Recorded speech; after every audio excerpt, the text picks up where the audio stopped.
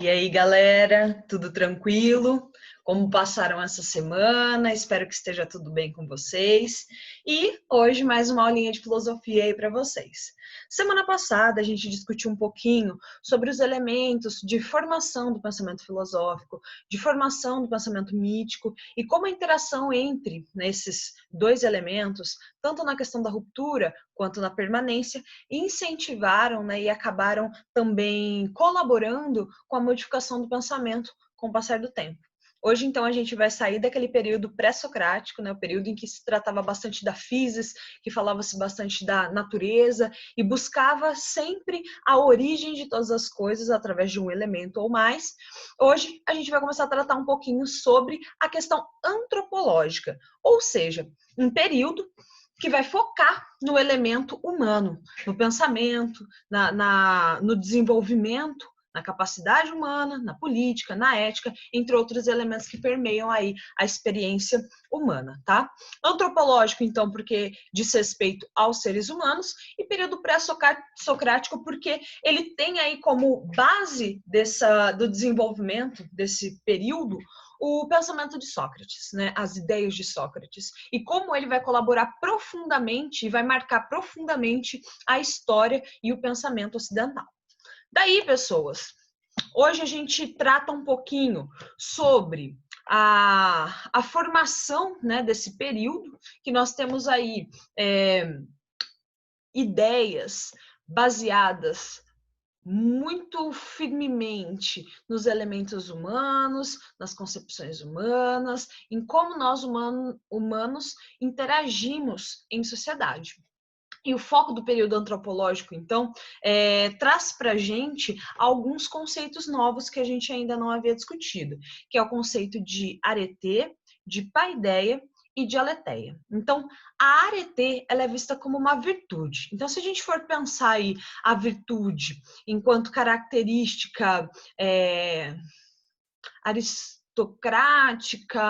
baseada nas elites gregas, nós teremos aí uma virtude ligada ao corpo, ligada à guerra, ligada às habilidades desenvolvidas pela elite e que conduziam aí a sociedade através das suas percepções culturais e que estavam profundamente marcadas pelo elemento comercial e guerreiro que forma aí a sociedade grega.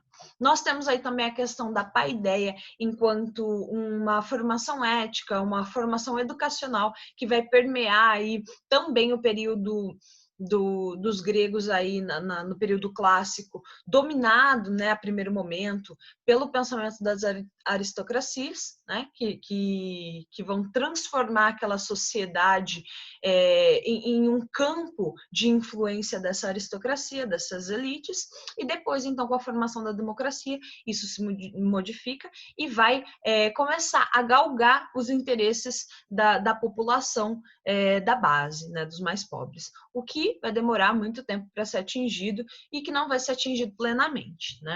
A questão da aletheia, nós temos aí uma proposta de verdade, uma ideia de realidade, tá? Então, ela pode aparecer de formas diferentes, com exceção de um pensador, o Heidegger, mas assim que ele aparecer, a gente discute sobre a intencionalidade do uso aletheia, segundo esse pensador. Tá? Nós temos aí também a questão dos sofistas, que inauguram esse momento, e a gente pode entender esses sofistas como pensadores, pesquisadores, educadores. Só que eles eram muito mal vistos naquele momento. Só que a gente também precisa compreender que essa interpretação, ela vem permeada de todas aquelas críticas que Sócrates vai fazer a esses grupos e não necessariamente as características que eles tinham, tá? Então, grande parte daquilo que nós recebemos como informações dos sofistas, elas vieram dessas impressões trazidas por Sócrates. Por isso que a partir do século XX existe uma mudança de perspectiva sobre os sofistas e sobre a prática, filosófica deles, exatamente porque existe aí uma pesquisa não só baseada nas discussões e nos interesses e nas críticas socráticas, mas com uma visão total desses indivíduos que participavam aí dos sofistas, desse grupo de pensadores. A gente precisa compreender também que eles não formam um grupo homogêneo, que eles não desenvolveram um tipo de filosofia, né? Mas que eles vão ter algumas práticas em comum,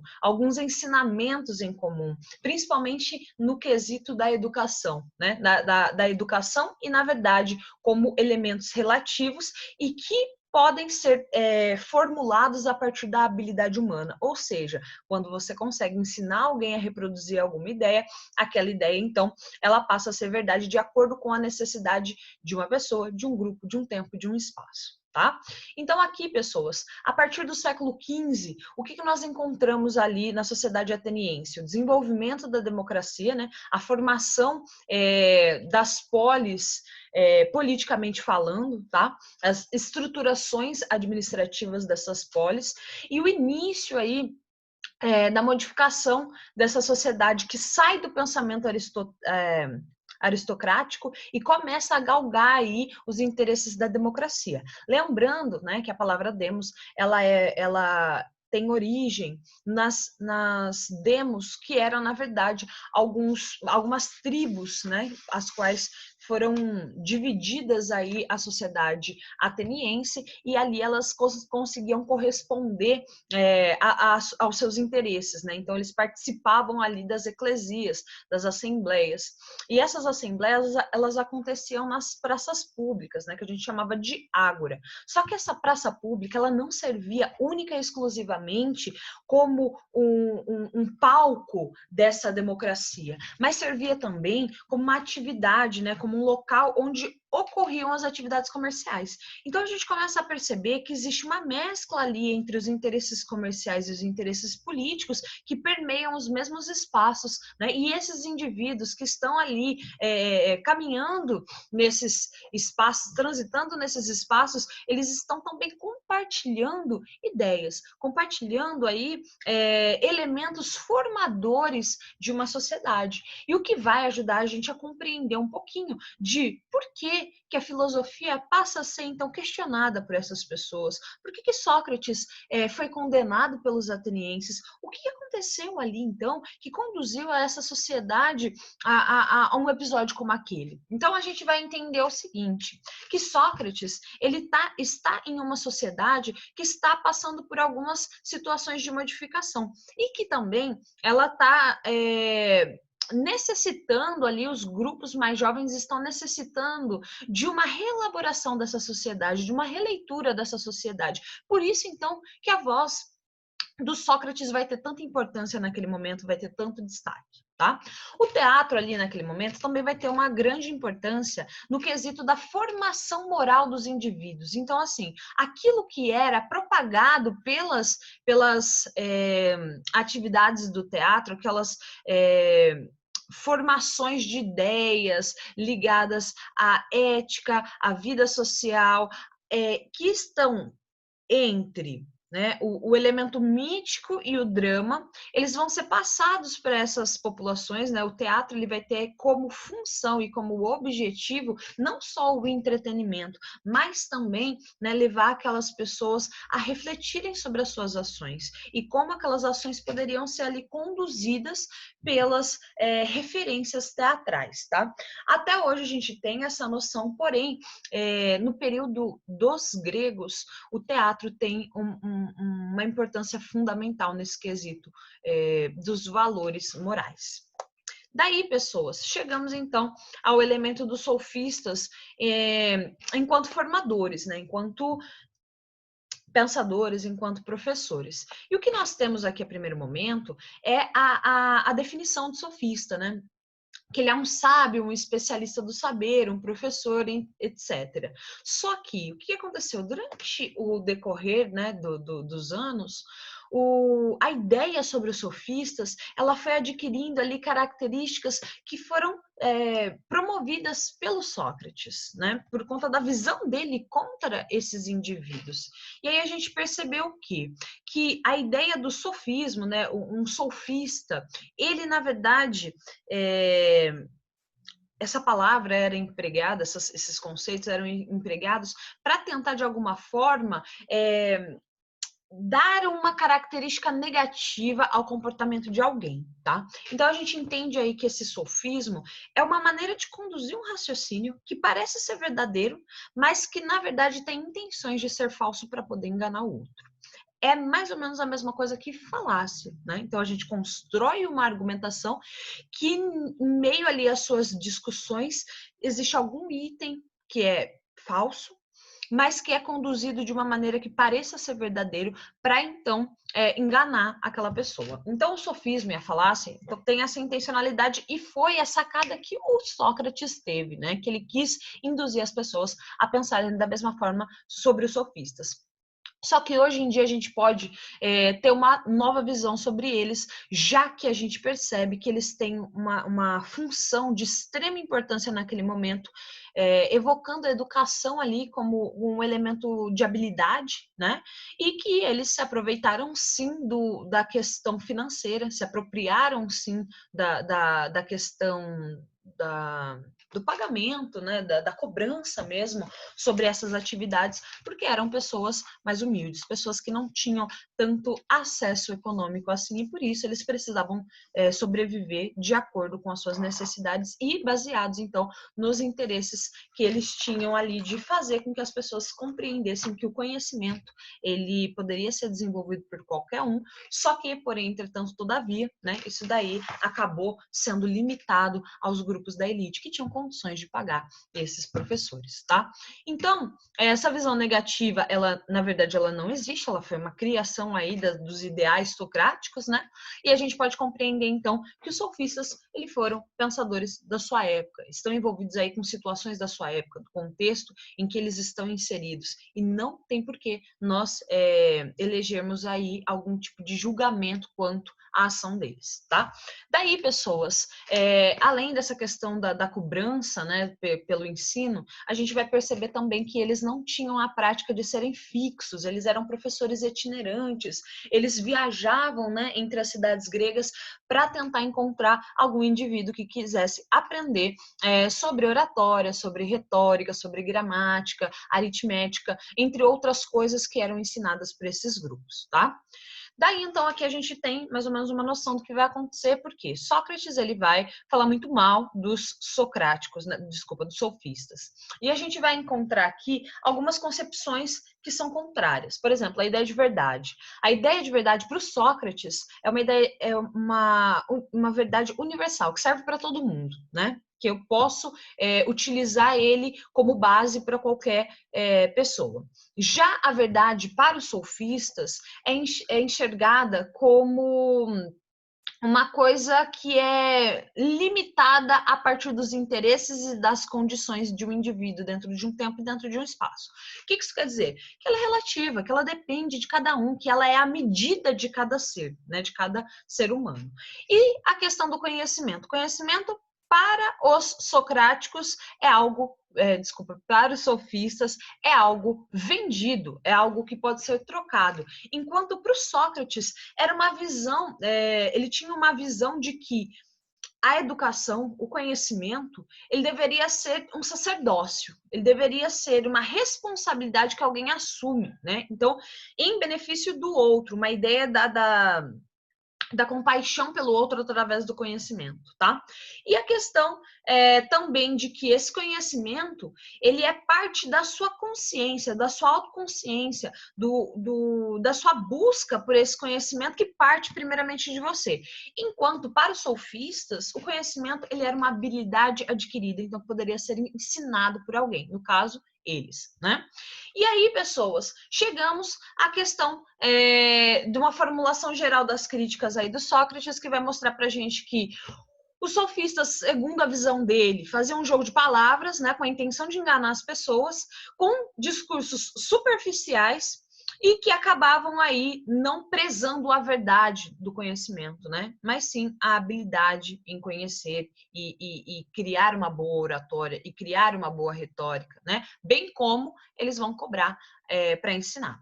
Aí, pessoas, a gente tem dois sofistas aí que eu trago para vocês. Um é o Protágoras de Abdera, né?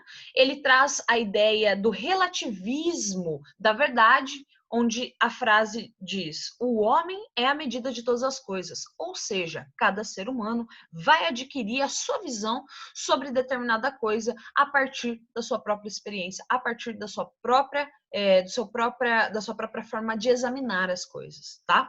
Então a gente percebe aí que existe um subjetivismo muito forte, né? Que vai colocar a ideia de verdade como algo relativo. Depois nós temos o Gorgias, e o Gorgias, ele aparece com a ideia de que o discurso é um senhor soberano.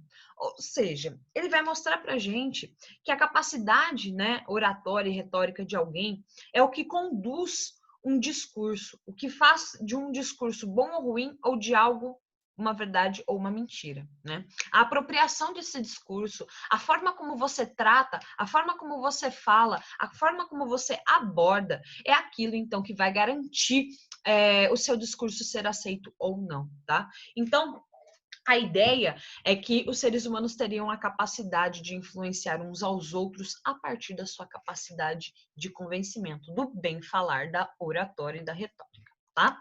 Daí, pessoas, a partir aí dessa experiência, né, primeira com a questão da antropologia, desse período antropológico, dessa discussão sobre os sofistas e as críticas de Sócrates, a gente começa a perceber que a construção do pensamento agora, nesse momento, ela está sendo conduzida pela gnosiologia, que nada mais é do que a teoria do conhecimento. E para que a gente entende, para que a gente busca um pouco sobre a teoria do conhecimento? Para a gente conseguir conceber qual é a origem do nosso pensamento, até que ponto o nosso pensamento vai, né? Quais são os limites do nosso conhecer, do nosso conhecimento, quais são os valores instituídos por esse conhecimento, né? Como ele é abordado na sociedade, como ele interage com a nossa sociedade e quais são as possibilidades trazidas por essa teoria de conhecimento, como nós podemos abordar as coisas do mundo a partir dessa teoria de conhecimento, tá?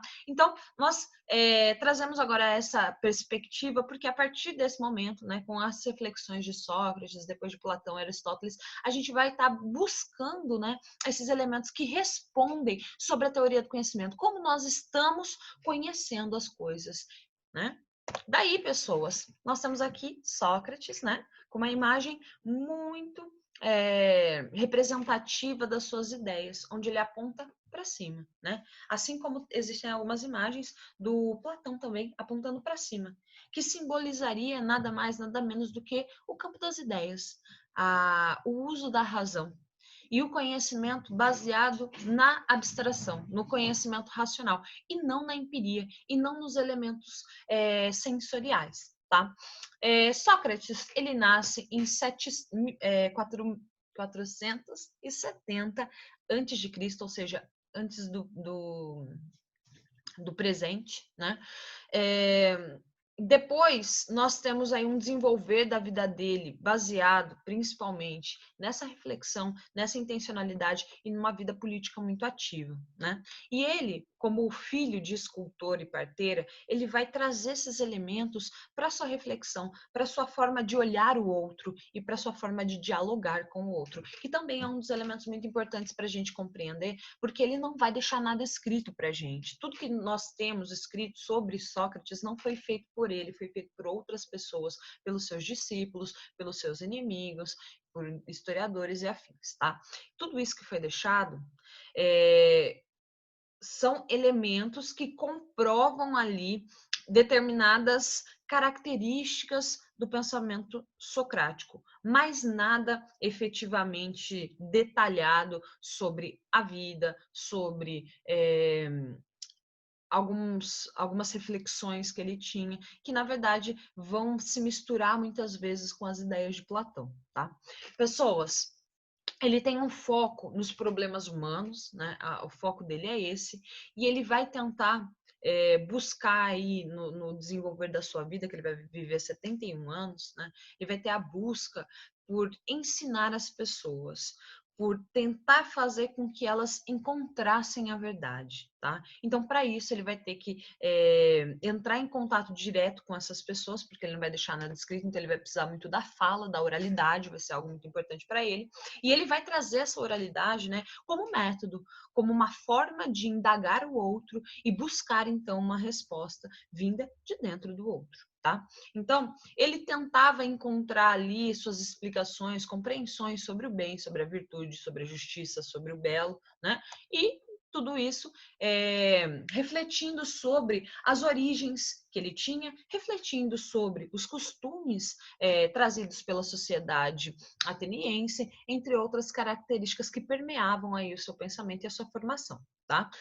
Um dos elementos que aparecem aí na história do Sócrates é a questão do oráculo de Delfos, né? Uma visitação aí que rolou e que o Sócrates ele vai acabar tendo ali respostas para a sua compreensão de si mesmo e também do mundo, tá? E essa compreensão ela vem com uma frase dita e muitas vezes por Sócrates, mas que estava escrito lá no oráculo de Delfos, que é a frase "conhece-te a ti mesmo". Essa frase é uma frase básica para compreender qual é a intencionalidade de Sócrates com a formação dos seus discípulos, né? Ele, toda vez que buscava alguém para questionar, para entrar em uma discussão, né, ele sempre partia do pressuposto de que aquele indivíduo ele tinha algo a ensinar e que ele poderia questionar, né, aquilo que estava dado como pronto, que o outro queria ensinar. Então, o que ele vai fazer? Ele vai trazer essa ideia do conhece-te a ti mesmo como o início da reflexão. Para que você consiga chegar à verdade, você primeiro precisa conhecer a você mesmo. Você precisa de um autoconhecimento para então buscar a verdade, né? Com isso, o próprio Sócrates ele vai ser considerado pelo oráculo de Delfos o homem mais sábio entre os vivos. Só que ele não entendia isso. Ele não entendia por que ele foi considerado o homem mais sábio, sendo que, segundo ele, ele não sabia tudo. É aí que ele encontra a sua própria resposta, porque na frase "só sei que nada sei", existe aí uma intencionalidade em reconhecer a sua própria ignorância. E o reconhecimento da sua ignorância é a abertura que se precisa para então desenvolver o pensamento filosófico, para então se basear em um pensamento racional, lógico, exatamente porque você precisa se despir dos seus preconceitos para então iniciar uma reflexão mais próxima do que é tido por Sócrates como verdade, tá? E aí, então, para que aquilo dali fosse funcional, né, para que aquilo dali colocasse a teste e pudesse auxiliar as pessoas na busca pelo conhecimento, Sócrates desenvolve um método que é conhecido como método dialético ou método socrático, ou simplesmente maiêutica. Tá? O que é isso? Na verdade, ele induzia uma conversa. Ele passava, então, a questionar uma pessoa. Ali naquela conversa, ele conseguia mostrar as fragilidades e as contradições que aquela pessoa trazia naquelas argumentações, naquelas verdades. E quando aquilo dali, assim, já se mostrava extremamente frágil, aquela argumentação já se mostrava simplesmente impossível de ser uma verdade, Sócrates mostrava ali para aquela pessoa, fazia com que ela sentisse que ela não sabia o que ela estava falando, né? Que aquilo dali que ela tanto defendia, na verdade, não passavam de um conjunto de informações que ela recebeu e que não tinha sido refletido por ela. Então, a ironia é um questionamento para fragilizar as argumentações do outro, que acaba sendo contraditório, né? E que não consegue atingir a verdade. Quando a pessoa já está nessa condição, né, dela reconhecer sua própria ignorância, dela conceber ali que aquelas ideias que ela tinha como certa não eram tão verdadeiras assim, que elas não tinham base para isso, Sócrates passa a fazer um novo questionamento, né, novas perguntas e respostas, que é o processo da maiêutica, que são questionamentos que vão ajudar a pessoa a trazer o conhecimento à tona, porque segundo Sócrates, né, o nosso pensamento, baseado pela razão, é aonde se encontra toda a verdade do mundo, né? Que as coisas empiricamente, sensorialmente, não correspondem à verdade porque os nossos sentidos eles podem nos enganar. Agora, a nossa razão, a nossa mente, não. E por isso, então, o que ele vai entender? Que a ideia não era que Sócrates ou qualquer outro filósofo simplesmente ensinasse ao outro o que é a verdade ou não, mas que ele conduzisse a reflexão do outro para a aceitação da verdade, para o encontro com a verdade. É mais ou menos o papel da parteira, né? Então, o Sócrates ele vai se basear ali na experiência da sua própria mãe, porque a parteira ela simplesmente auxilia na retirada da criança de dentro da barriga da mãe. Ela não faz a criança, ela não concebe a criança, ela auxilia no processo de dar à luz. E o filósofo tem essa mesma intencionalidade, conduzir uma reflexão para que a pessoa chegue ao conhecimento, para que ela atinja a verdade. Por isso, então, que Sócrates ficou conhecido como parteiro das almas. Chegando, então, a nosso desfecho da história aí do Sócrates, né? A gente chega à condenação da morte, a morte, né, de Sócrates. E o que a gente vai perceber é que Sócrates ele não pareceu, né, incomodado com a situação em que ele estava. Por quê? Porque ele estava acreditando que aquilo que ele estava propondo, aquilo que ele estava trazendo para aquela sociedade, ela era parte da sua função, da sua missão enquanto sacerdote da filosofia. Tá? Então, por conta disso, ele não vai negar as acusações, ele não vai tentar uma pena mais branda, ele não vai tentar fugir, nada disso. Por quê? Porque, segundo ele, tudo isso iria contrário às suas ideias, seriam contrárias às suas propostas. E ele em nenhum momento queria colocar aqueles elementos, né, que faziam base para sua essência humana, que serviam como base para suas características, né, enquanto ser humano, que aquelas reflexões elas fossem simplesmente desmentidas, que aquelas ideias simplesmente fossem desmentidas. Então, quando ele é acusado de corromper os jovens, ele fala, realmente, eu fiz isso sim, né? Eu interrompi aquela forma conduzida de conhecimento e passei então a auxiliar na reflexão interior sobre aquilo. Então os jovens eles tinham maior tendência em ouvir o Sócrates porque eles questionavam as estruturas daquela sociedade, né? Então, por conta disso, os jovens eram aqueles que mais se aproximavam de Sócrates. E aí ele não leva em consideração a segunda acusação que diz o seguinte, que ele era acusado de impiedade. Essa impiedade ela tinha a ver com duas coisas. Uma, negar os deuses da pátria, ou seja, os deuses de Atenas, e adorar novas divindades. Isso tudo porque Sócrates ele falava muito, né, encontrar com características divinas que estão associadas, na verdade, à razão, a logos, tá? E as pessoas naquela época, elas entendiam que eram divindades, né? Que eram divindades mesmo enquanto deuses, enquanto personagens aí, né? Do imaginário religioso. E por conta disso, né? Criou-se aí uma deturpação dessas ideias. Por quê? Porque isso fragilizava o contato de Sócrates com o restante da população. Porque a ideia de criar aí algum empecilho na vida do Sócrates associado à religiosidade era uma forma de marcar a moralidade dele, de questionar os valores de Sócrates e assim fragilizar o seu contato com a sociedade. Lógico que ele vai negar essas coisas porque ele realmente adorava os deuses da pátria e o que ele estava propondo ali nada mais era do que entidades reflexivas, elementos, né, reflexivos do seu pensamento. E aí, no final das contas, o que a gente percebe? Que aquelas acusações, elas tinham ali uma intencionalidade de marcar a tradição, né? De questionar os valores de Sócrates quanto à tradição, também de abalar as propostas dele reflexivas quanto à questão política e religiosa. Por quê? Porque aqueles elementos ali não poderiam ser mexidos, porque aquilo dali também mexeria com os privilégios das elites. tá?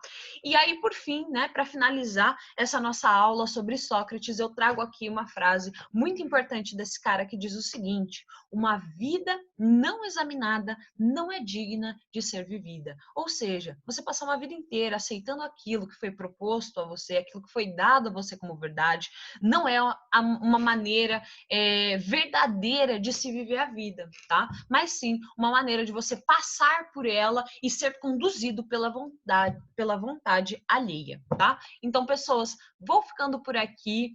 Espero que vocês tenham gostado dessa aula e fico à disposição de vocês para tirarem as dúvidas mais tarde, ok? Então, na próxima aula nós temos Platão, nós temos aí teoria das almas e também temos muitas discussões aí sobre as perspectivas entre o mundo sensível e o mundo inteligível. Então, eu espero vocês para a nossa próxima aula na semana que vem. Um beijão e até mais!